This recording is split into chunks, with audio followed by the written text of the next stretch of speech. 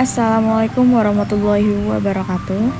Hai, di sini saya akan memenuhi tugas final test ilmu dakwah. Semoga kalian semua yang menonton video ini mendapatkan ilmu yang bermanfaat dan selalu sehat walafiat. Okay, the first I wanna introduce myself. Nama saya Hanifah Rahmadina Putri dengan NIM 220104010052 dan izinkan saya untuk memperkenalkan dosen pengampu ilmu dakwah yaitu Ibu Rizkiatul Hasanah Asos MSOS. Thank you. Kita masuk ke pembahasan yang pertama, yaitu pembahasan yang pertama adalah landasan ilmu dakwah. Yang pertama adalah landasan ontologis dakwah.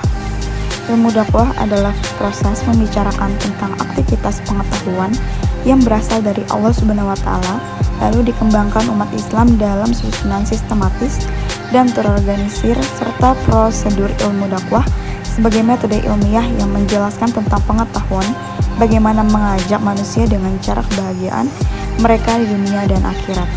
Pada hakikatnya, ilmu dakwah adalah ajaran yang berisi pesan dan pendidikan agama Islam untuk membangun dan mengembalikan manusia pada fitrahnya. Ontologi memiliki sifat dasar dari apa yang nyata secara fundamental dan cara-cara yang berbeda dalam mana entitas dari kategori-kategori logis yang berlainan seperti objek-objek fisis, hal universal, abstraksi, bilangan, dan lain-lain. Dapat dikatakan ada dalam kerangka tradisional. Ontologi dianggap sebagai teori mengenai prinsip-prinsip umum mengenal hal ada, sedangkan dalam pemakaiannya, pada akhir-akhir ini ontologi dipandang sebagai teori mengenai apa yang ada.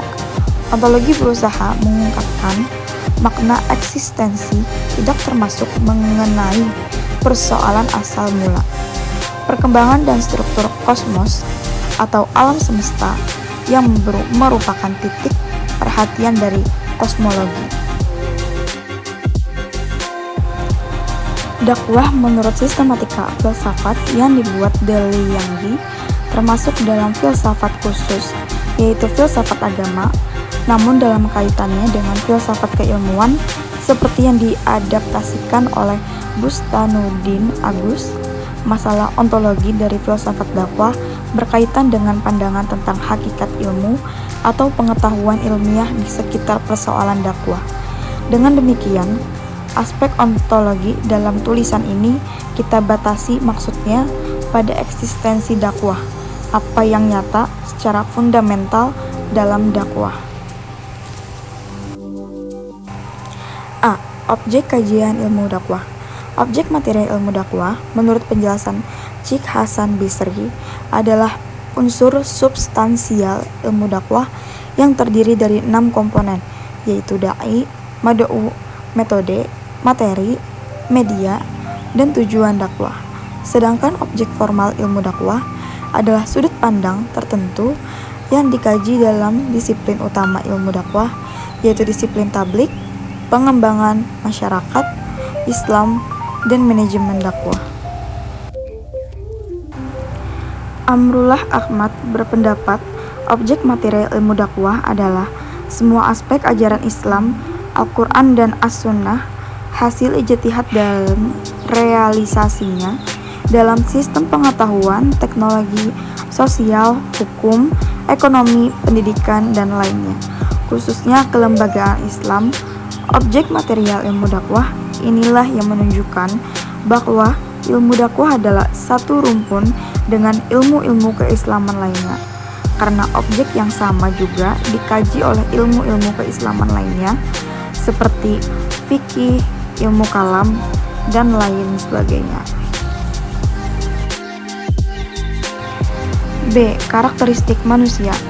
Manusia dalam kenyataannya bukan sekedar suatu materi yang kompleks, tapi juga realitas non-material, sisi eksistensi manusiawi atau material, dan personalitasnya yang menggabungkan dualitas material dan spiritual. Menurut Dalianggi 1977, ada 4 filosof yang dikutipnya, memiliki pendapat yang sama bahwa unsur-unsur eksistensi manusiawi ada empat. Keempat unsur itu adalah seni, kepercayaan, filsafat, dan juga ilmu. Landasan epistemologis dakwah. Epistemologi adalah ilmu pengetahuan, episteme, pengetahuan, logos, teori. Kedua terma itu berasal dari bahasa Yunani, menyelidiki keaslian pengetahuan, struktur, metode, dan validitas pengetahuan. Epistemologis adalah cabang dari filsafat yang membahas persoalan apa yang dan bagaimana cara memperoleh pengetahuan. Merupakan bagian dari filsafat tentang refleksi manusia atas kenyataan yang menguraikan metode ilmiah sesuai dengan hakikat pengertian manusia. Sementara ilmu-ilmu dakwah yang ada, landasan epistemologinya masih mengandalkan sumber dari Al-Quran dan hadis, tetapi kurang berusaha menggali dari kerangka teoritasnya, dari pengalaman-pengalaman dan melakukan eksperimen yang kita lalui di kehidupan sosial ini. Kita dapat menganalisa secara induktif untuk memunculkan teori-teori secara logis dan dapat diterima kebenarannya secara umum. A. Sumber dakwah dan ilmu dakwah. Formal ilmu dakwah pada dasarnya menunjuk pada denotasi terima dakwah. Ilmu dakwah adalah kumpulan pengetahuan yang membahas masalah dan segala hal yang timbul atau mengemukakan dalam interaksi antarunsur dari sistem dakwah agar diperoleh pengetahuan yang tepat dan benar mengenai kenyataan dakwah, denotasi dari terma dakwah. Oleh karena itu, menghindari terjadinya kesenjangan antara konotasi dan denotasi ilmu dakwah melalui pemberian pengertian secara tepat perihal terima dakwah merupakan suatu keharusan agar objek kajian dakwah semakin jelas.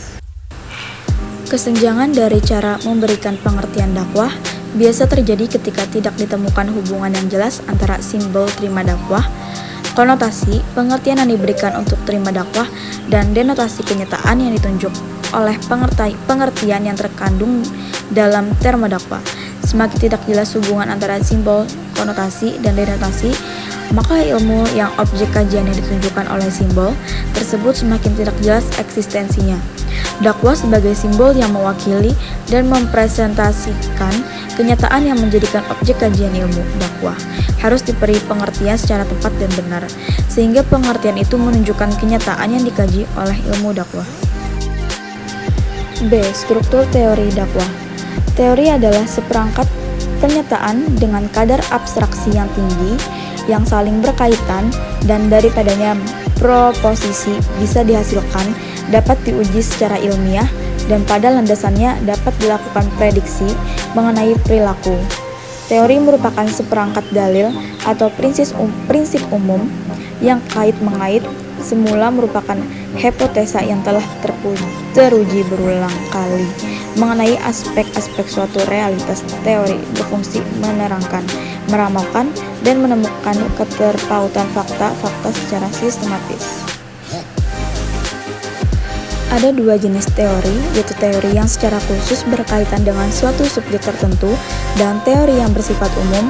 Jenis teori umum merupakan seperangkat lambang dan hubungan logis di antara lambang-lambang yang dapat diterapkan melalui analogi terhadap beberapa kejadian atau proses. Dengan demikian, dapat dijelaskan bahwa teori memiliki unsur-unsur sebagai berikut. 1. Pernyataan tentang fenomena, fakta sosial, atau kejadian sosial. 2. Berisi konsep. 3. Penjelasan hubungan antar konsep. 4. Berfungsi menjelaskan dan memprediksi fenomena, fakta sosial, atau kejadian sosial.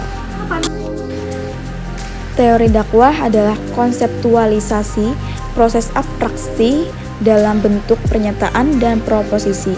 Mengenai realitas dakwah, teori dakwah tidak lain berupa akumulasi dari hasil-hasil penelitian yang telah teruji kebenarannya mengenai objek formal ilmu dakwah sebagai hasil dari penerapan metode nazariyah Syumuliyah, Qur'aniyah, Syukriyadi Sambas membagi teori dakwah berdasarkan penggunaan metode tersebut sebagai berikut.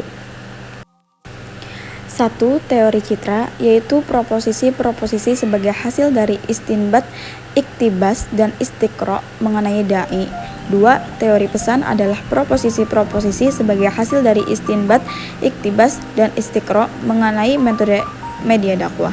3. Teori efektivitas, yaitu proposisi-proposisi sebagai hasil dari istinbat, iktibas, dan istiqro mengenai metode dan media dakwah. 4. Teori medan dakwah adalah proposisi sebagai hasil istinbat, iktibas, dan istiqro mengenai berbagai persoalan mad'u. 5. Teori dakwah nafsiyah ialah proposisi sebagai hasil dari istinbat, iktibas, dan istiqro mengenai proses dakwah nafsiyah, yaitu proses dakwah yang terjadi dalam pribadi seseorang. Landasan aksiologis. Aksiologis adalah cabang filsafat yang mempelajari cara-cara yang berbeda, di mana sesuatu hal yang dapat baik atau buruk baca mempunyai akibat positif atau negatif, dan hubungan nilai dengan menilai di satu pihak dan dengan fakta-fakta eksistensi objektif di pihak lain. Aksiologis adalah perluasan dari bidang etika tradisional. Etika memusatkan perhatiannya pada nilai-nilai moral. Aksiologis memperluas diri dengan memusatkan perhatiannya pada semua jenis nilai-nilai dalam etika tradisional. Diartikan sama dengan baik dan jahat, sedangkan dalam aksiologis, nilai memiliki arti lebih luas lagi, meliputi baik dan buruk atau jahat dalam pengertian etika, indah dan jelek dalam pengertian estetika, serta benar dan salah dalam pengertian logika. Aksiologis adalah teori tentang nilai dalam berbagai makna yang dikandungnya. Tujuan dasar ilmu menurut beberapa ahli tidak selalu sama, seperti dikutip Muslim Al-Qadir 1996. Fred Kerlinger berpendapat bahwa tujuan dasar ilmu hanyalah menjelaskan realitas gejala yang ada.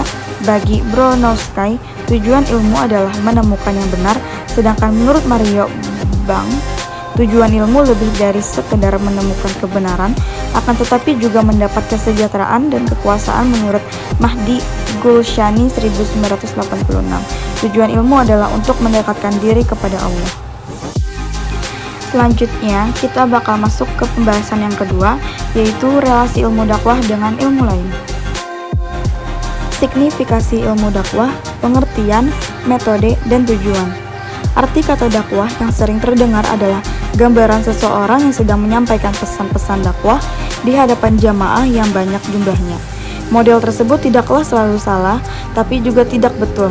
Gambaran seperti tersebut hanyalah merupakan salah satu metode dakwah yang sering dipakai orang karena kepraktisan dan keumumannya. Lagi pula, dakwah dengan metode seperti tersebut di atas sudah dikenal dan dipakai orang sejak zaman dahulu kala. Pengertian dakwah secara etimologi atau bahasa. Kata dakwah berasal dari bahasa Arab, yakni da'a yad'u, doa, dakwatan. Jadi, kata doa atau dakwah adalah isim masdar dari doa. Yang keduanya mempunyai arti yang sama, yaitu ajakan atau panggilan. Dua kata dakwah menurut arti bahasa mempunyai beberapa arti, antara lain: yang pertama, mengharap dan berdoa kepada Allah Subhanahu wa taala. Yang kedua, memanggil dengan suara lantang. Yang ketiga, mendorong seseorang untuk memeluk suatu keyakinan tertentu. Materi dakwah. Materi dakwah ialah ajaran-ajaran agama Islam. Ajaran-ajaran Islam inilah yang wajib disampaikan kepada umat manusia dan mengajak mereka agar mau menerima dan mengikutinya. Ajaran-ajaran Islam itu dapat dibagi menjadi 3 macam. Pertama, akidah atau keyakinan. Akidah ini merupakan tema bagi dakwah Nabi Muhammad SAW ketika beliau pertama kali melakukan dakwah di Mekah. Hal ini dapatlah dilihat dari kandungan ayat-ayat Makkiyah. Akidah ini juga merupakan tema bagi dakwah para rasul yang diutus sebelumnya. Kedua, hukum-hukum, peraturan-peraturan atau sistem-sistem yang disyaratkan oleh Allah Subhanahu wa taala. Metode dakwah. Metode dakwah menyangkut masalah bagaimana cara seorang dai selalu memperhatikan dalam pemilihan dan penggunaan suatu metode dakwah. Hal ini bertujuan agar para dai atau mubalik dalam memilih dan menggunakan metode dakwah tidak terpancang fanatik terhadap satu atau dua metode yang disukai. Yang terpenting adalah menggunakan metode dakwah yang efektif, yang efisien. Di dalam Al-Quran surat An-Nahl ayat 25 yang artinya, serulah manusia kepada jalan Tuhanmu dengan hikmah dan pelajaran yang baik, dan bantahlah mereka dengan cara yang baik. Sesungguhnya Tuhanmu dialah yang lebih mengetahui tentang siapa yang tersesat dari jalannya, dan dialah yang lebih mengetahui orang-orang yang mendapat petunjuk. An-Nahl ayat 125. Metode bil al-hikmah. Al-hikmah adalah merupakan kemampuan dan ketetapan dai dalam memilih, memilah, dan menyelaraskan teknik dakwah dengan kondisi objektif mad'u. Al-hikmah merupakan kemampuan dai dalam menjelaskan doktrin-doktrin Islam secara realitas yang ada dengan argumentasi logis dan bahasa yang komunikatif. Oleh karena itu, al-hikmah sebagai sebuah sistem yang menyatukan antara kemampuan teoritas dan praktis dalam berdakwah. Al-Mau'izah al-Hasanah, maksud dari Mau'izah al-Hasan, nasihat yang baik, adalah memberikan nasihat kepada orang lain dengan cara yang baik, berupa petunjuk-petunjuk ke arah yang dapat mengubah hati, agar nasihat tersebut dapat diterima berkenan di hati, enak didengar, menyentuh perasaan, dan sesuai dengan pikiran, sehingga atas kesadarannya dapat mengikuti ajaran yang disampaikan. Al-Mujadalah billati hiya ahsan. Dari segi etimologi bahasa, lafaz mujadalah terambil dari kata jadalah yang bermakna meminta, melilit. Apabila ditambahkan alif pada huruf jim yang mengikuti wajan fa'ala, jadala dapat bermakna berdebat, dan mujadalah perdebatan. Tujuan dakwah. Tujuan umum dakwah, mayor objektif. Tujuan umum dakwah merupakan sesuatu yang hendak dicapai dalam seluruh aktivitas dakwah. Ini berarti tujuan dakwah yang masih berarti umum dan utama, di mana seluruh gerak langkahnya proses dakwah harus ditunjuk dan diarahkan kepadanya. Tujuan utama dakwah adalah nilai-nilai atau hasil akhir yang ingin dicapai atau diperoleh oleh keseluruhan aktivitas dakwah. Untuk tercapainya tujuan utama inilah, maka semua penyusunan rencana dan tindakan dakwah harus mengarah ke sana. Huruf jim yang mengikuti wajaan fa'ala, jadala dapat bermakna debat, dan mujadalah perdebatan. 2. Tujuan khusus dakwah minor objektif. Tujuan khusus dakwah minor objektif merupakan perumusan tujuan dan penjabaran dari tujuan umum dakwah. Tujuan ini dimaksud agar dalam pelaksanaan seluruh aktivitas dakwah dapat jelas diketahui kemana arahnya ataupun jenis kegiatan apa yang hendak dikerjakan, kepada siapa berdakwah, dengan cara apa, bagaimana, dan sebagainya terperinci. Pembahasan yang ketiga adalah paradigma ilmu dakwah. Teori sistem dakwah. Sistem berasal dari bahasa Yunani, sistema yaitu keseluruhan yang terdiri dari macam-macam bagian. Pada tahun 1960-an, ia telah menjadi sebuah teori dengan nama teori sistem umum, General System Theory. Credo pokoknya adalah keseluruhan lebih banyak dari sejumlah bagian-bagiannya. The whole is more than the sum of parts. Teori ini dijadikan pisau analisis untuk mengembangkan berbagai disiplin ilmu. Ludwig von Bertalanffy mengembangkannya untuk biologi dan filsafat. Anatole Rapoport mengembangkannya untuk logika. Kenneth Boulding mengembangkannya untuk sosiologi. Winardi 1998. Dari dua pengertian tentang sistem tadi, maka Winardi memberikan gambaran ciri-ciri sistem sebagai berikut. 1. Setiap sistem merupakan bagian dari sebuah sistem yang lebih besar dan yang mencakup banyak subsistem. 2. Setiap bagian atau subsistem besar memiliki suatu tujuan dan memberikan sumbangsi ke arah pencapaian sasaran tersebut. 3. Subsistem-subsistem berkaitan satu sama lain hingga suatu perubahan pada bagian tertentu, sistem akan menimbulkan perubahan pada bagian lainnya. 4. Setiap sistem memiliki suatu batas sistem dan kita dapat memperluas atau mempersempitnya sesuai tujuan kita. 5. Sistem fisik tertutup dalam mengalami entropi, yakni tendensi untuk menjadi arus. 6. Apabila sesuatu sistem terbuka ingin tetap bertahan, maka ia harus menggunakan cukup banyak input dari lingkungannya guna mengompensasi output untuk menjalankan sistem yang bersangkutan. Keadaan mantap ini dinamakan homostatis dinamis. Untuk menjadikan peranan subsistem di atas lebih fungsional, maka perlunya dibuat struktur yang dapat mengikat sebuah elemen dan komponen. 1. Perasaan affectivity dan perasaan netral. 2. Antara arah diri dan arah kolektivitas. 3. Universalisme dan partikularisme. 4. Status karena bawaan dan status karena kemampuan. 5. Campur baur dan tertentu. Teori proses dakwah. Setelah memahami hakikat sistem dan fungsi teori sistem, kita akan mudah memahami pola kerja sistem. Dinamika sistem terbuka terletak pada pergerakan suatu proses yang dilakukan. Proses adalah rentetan kejadian atau peristiwa yang berlangsung secara bertahap.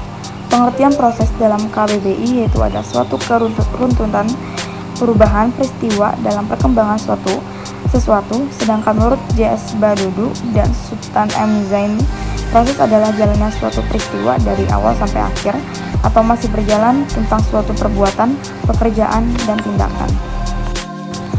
Pada tahapan proses dakwah, Nabi secara terang-terangan tersebut memiliki tujuan, yaitu agar tercapainya suatu tujuan proses yang memiliki tahapan tertentu agar tidak hancur dan rapuh siklus sistem proses yang dilakukan. Dalam melaksanakan proses, kita harus memahami dan dapat mencerna istilah tujuan proses dan tujuan harapan. Contoh salah satu tahapan yang dibuat berdasarkan proses dan tujuan tertentu yaitu kita ingin masyarakat melaksanakan sholat wajib. Tujuan proses karena dapat menghindari kita pada kejahatan. Dengan adanya tahapan, batasan kajian ilmu dakwah menjadi semakin jelas atau tidak bias. Kejelasan yang dimaksud yaitu adalah kejelasan ruang lingkup dalam proses dakwah sehingga dapat memudahkan peneliti dakwah dalam memiliki metode penelitian yang tepat bagi pendakwah. Tahapan dapat membantunya dalam memfokuskannya dalam menyampaikan pesan dakwah. Pendakwah dapat memperkaya wawasan dan mempertajam suatu masalah. Pada tahapan proses, kita mengetahui dan dikenalkan dengan istilah pendekatan, strategi, metode, teknik, dan taktik. Pengertian dari tahapan proses akan dijelaskan sebagai berikut. Yang pertama, pendekatan adalah suatu sudut pandang kita terhadap suatu masalah. Pendekatan ini merujuk kepada pandangan terjadinya suatu proses yang sifatnya masih umum. 2. Strategi adalah rencana kegiatan untuk mencapai suatu plan of operation in achieving something. Agar strategi yang dibuat mendapatkan hasil yang optimal, maka diperlukan metode dalam keberhasilan strategi itu agar terwujud. Yang ketiga, metode adalah prinsip dan praktik pengajaran bahasa. Misalnya metode langsung dan metode terjemahan, cara penyampaian sesuatu. 4. Teknik adalah metode atau sistem yang mengerjakan sesuatu, artinya cara yang lebih khusus dalam penerapan suatu metode. 5. Taktik adalah rencana atau tindakan yang bersistem untuk mencapai tujuan dan pelaksanaan strategi dan siasat, artinya gaya seseorang dalam melaksanakan suatu teknik atau metode. Taktik bersifat individual. Selanjutnya, pembahasan keempat, macam, model, pendekatan media, dan metode dakwah. Macam-macam pendekatan dakwah. 1. Pendekatan kebudayaan. 2. Pendekatan pendidikan. 3. Pendidikan psikologis.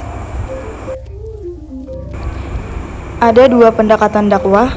Pendekatan teoristis, memahami dakwah secara teoristis sebagai keilmuan, yang berarti dakwah merupakan ilmu pengetahuan sebagaimana ilmu-ilmu lain. Ilmu dakwah ini muncul karena adanya fenomena alam yang bersifat free will akibat pikiran bebas, dan secara spesifik ilmu ini sebagai application science. Pendekatan praktis, memahami dakwah secara praktis sebagai suatu tindakan dan aksi untuk dikembangkan, yang berarti perlu adanya pemahaman dakwah yang relevan dengan kemampuan cakrawala pikir objek dakwah secara keseluruhan pada masa kini yang bersifat sangat kompleks dan heterogen. Media dakwah dalam perspektif Al-Quran dan Hadis. Satu pengertian media. Kata media berasal dari bahasa Latin median yang merupakan bentuk jamak dari medium. Secara etimologi, berarti alat perantara. Menurut Wiersbeckerman, mendefinisikan media sebagai teknologi informasi yang dapat digunakan dalam pengajaran secara khusus. Yang dimaksud dengan media dakwah adalah alat-alat fisik yang menjelaskan isi pesan atau pengajaran seperti buku, film, video, kaset, slide, dan sebagainya. 2. Bentuk-bentuk media dakwah ditinjau secara tekstual, eksplisit. Memang tidak ditemukan ayat atau hadis yang membicarakan tentang media atau alat apa saja yang dapat digunakan untuk menyampaikan dakwah. Tetapi secara kontekstual atau implisit, banyak isyarat Al-Quran tentang masalah media ini. Hamzah Yakub mengelompokkan media dakwah kepada 5 macam, yaitu sebagai berikut: lisan, tulisan, lukisan, audiovisual, akhlak, dan terakhir budaya. Metode-metode dakwah. Peranan metode dakwah Islam adalah agama yang selalu mendorong pemeluknya untuk senantiasa aktif melakukan kegiatan dakwah. Bahkan maju mundurnya umat Islam sangat bergantung dan berkaitan erat dengan kegiatan dakwah yang dilakukannya. Oleh karena itu, Al-Quran menyebutkan kegiatan dakwah dengan asbanu qaula. Dengan kata lain, biasa kita simpulkan bahwa mereka menempati posisi yang begitu tinggi dan mulia dalam kemajuan agama Islam. Kita tidak dapat membayangkan apabila kegiatan dakwah mengalami kelumpuhan. 1. Sumber metode dakwah Al-Quran. Di dalam Al-Quran banyak sekali ayat yang membahas tentang masalah dakwah.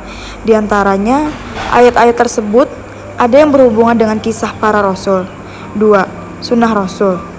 Di dalam sunnah Rasul banyak kita temui hadis-hadis yang berkaitan dengan dakwah.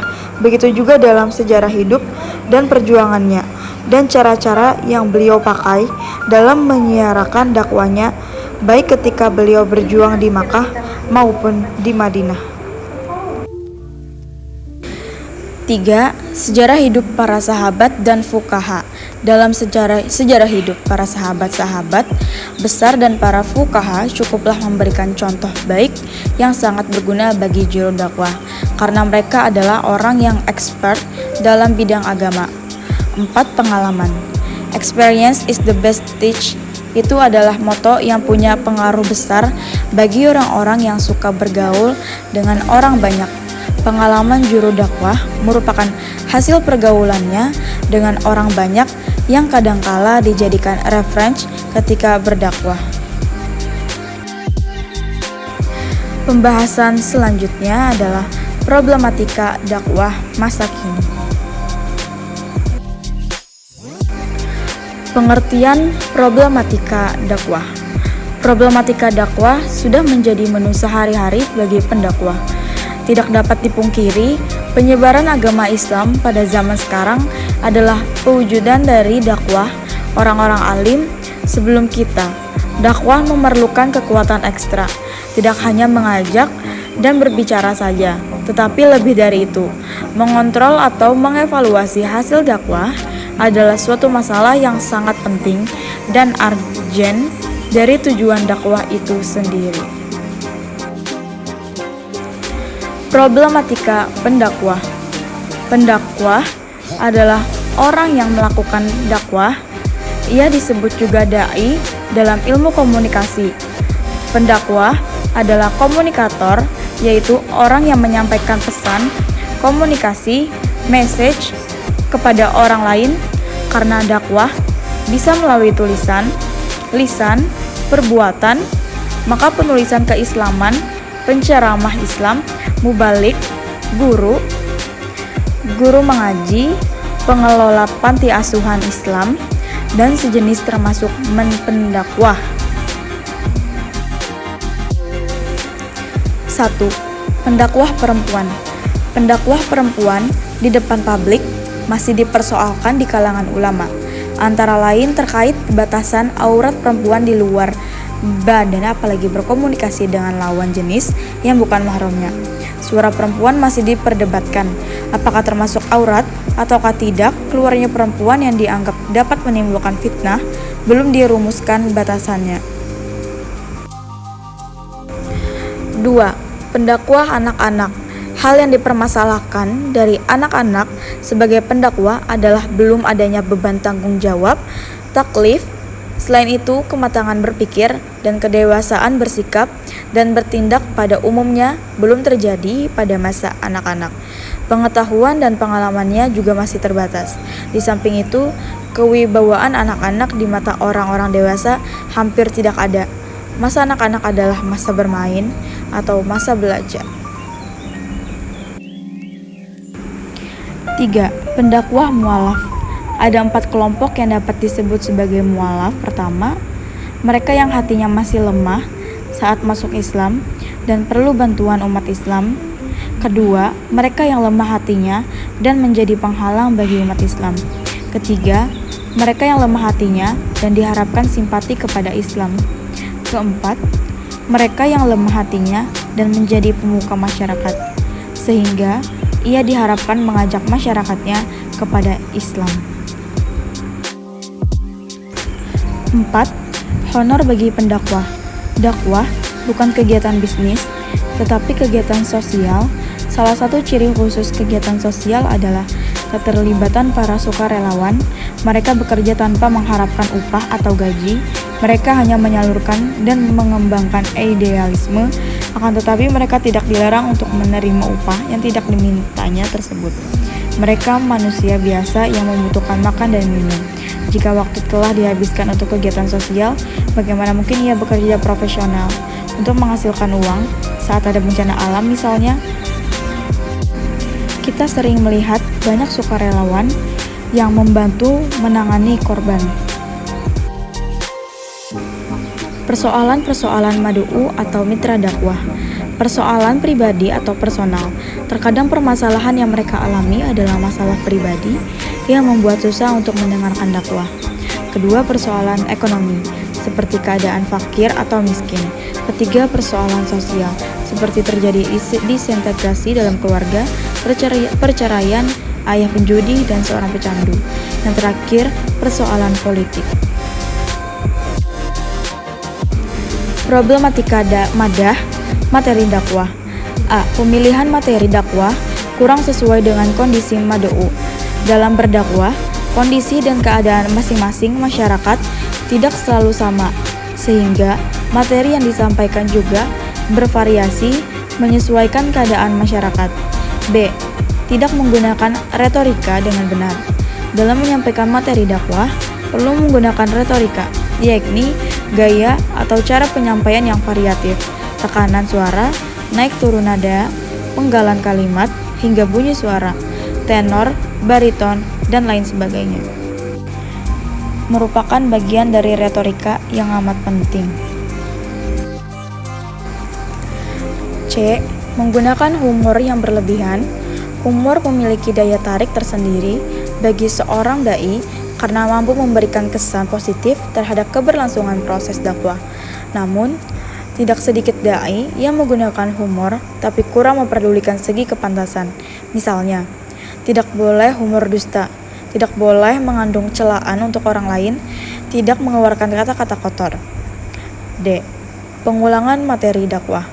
Materi dakwah yang disampaikan bersifat pengulangan atau klise akan menimbulkan kejenuhan bagi masyarakat dan jarang sekali menyinggung kemajuan ilmu pengetahuan dan teknologi dalam rangka menunjang peningkatan iman dan takwa. Pembahasan yang keenam ada efek dakwah dan tahap-tahap perubahan perilaku. Persuasi dakwah. Persuasif yaitu dengan mempengaruhi jiwa seorang sehingga dapat membangkitkan kesadarannya untuk menerima dan melakukan suatu tindakan. Dakwah termasuk jenis cara yang persuasi. Dakwah persuasif memerlukan persiapan yang sungguh-sungguh, sebab persuasi mendasarkan usahanya pada segi-segi psikologis, dan yang ingin diraih adalah kesadaran seseorang untuk melaksanakan sesuatu. Jika dakwah persuasif dengan metode ceramah, pembicara dapat menggunakan alat-alat psikologis agar menghasilkan kesan yang mendalam. Suito Kusumowidakdo dalam T.A. Latif Rosdai, yaitu yang pertama, dekor, yaitu meyakinkan audiensi dengan menerangkan, menjelaskan, dan membuktikan kebenaran isi pesan dakwah, serta menunjukkan tidak benarnya pendapat lain yang bertentangan. 2. Permover, yaitu cara menggerakkan perasaan dan kemauan audiensi dengan jalan-jalan direct ke patetik, yakni dengan kekuatan perasaan dan keyakinannya. Pembicara melahirkan kata hatinya dengan penuh semangat yang menyala-nyala. Tahap-tahap perubahan perilaku. Yang pertama, efek kognitif. Setelah menerima pesan dakwah, mitra dakwah akan menyerap isi dakwah tersebut melalui proses berpikir. Efek kognitif ini akan terjadi apabila ada perubahan pada apa yang diketahui, dipahami, dan dimengerti oleh mitra dakwah tentang ini pesan yang diterimanya. Pernyataan yang paling pokok berkaitan dengan efek kognitif adalah apakah mitra dakwah memahami pesan dakwah dengan benar. Pemahaman tersebut didahului kegiatan berpikir tentang pesan dakwah. 2. Efek afektif. Efek ini merupakan pengaruh dakwah berupa perubahan sikap mitra dakwah setelah menerima pesan dakwah. Sikap adalah sama dengan proses belajar dengan 3 vertebral sebagai penunjangannya, yaitu perhatian, pengertian, dan penerimaan. Pada tahap atau aspek ini pula penerima dakwah dengan pengertian dan pemikirannya terhadap pesan dakwah yang telah diterimanya akan membuat keputusan untuk menerima atau menolak pesan dakwah. 3. Efek behavioral. Efek ini merupakan suatu bentuk efek dakwah yang berkenan dengan pola tingkah laku mitra dakwah dalam merealisasikan pesan dakwah yang telah diterima dalam kehidupan sehari-hari. Evaluasi efek dakwah. Evaluasi efek dakwah harus dilaksanakan secara radikal dan komprehensif, artinya tidak secara parsial atau setengah-setengah. Seluruh komponen sistem unsur-unsur dakwah harus dievaluasi secara komprehensif, bahkan evaluasinya akan lebih baik jika melibatkan beberapa memiliki jiwa inklusif untuk pembaruan dan perubahan di samping bekerja dengan menggunakan ilmu. Jika proses evaluasi ini telah menghasilkan beberapa konklusi dan keputusan, maka secara diikuti dengan tindakan corrective action. Pembahasan yang terakhir adalah faktor hidayah dalam dakwah. Pengertian hidayah. Dari perspektif dakwah, kata hidayah memiliki 2 makna. Dai hanya sekedar menunjukkan dan menuntun mad'u hingga tujuan. Dalam makna dai hanya sekedar menunjukkan, maka dai hanya menunjukkan jalan untuk sampai ke tujuan. Sementara untuk makna kedua, dai menuntun mad'u hingga tujuan. Dai memegang tangan mad'u dan dibawa sampai ke tujuan. Macam-macam hidayah. Yang pertama ada hidayah umum, hidayah bayan, hidayah taufik, nihayah, atau yang terakhir puncak. Hidayah dalam kasus konversi agama. A. Konversi dari gaya hidup mewah ke sederhana, konversi agama dari non-muslim ke muslim, hidayah susah dijelaskan secara rasional, dan terakhir konversi agama karena hidayah. Oke, mungkin sekian dari saya. Mohon maaf apabila terdapat kesalahan, karena yang sempurna hanyalah Allah. Sekian dari saya. Wassalamualaikum warahmatullahi wabarakatuh. Bye-bye.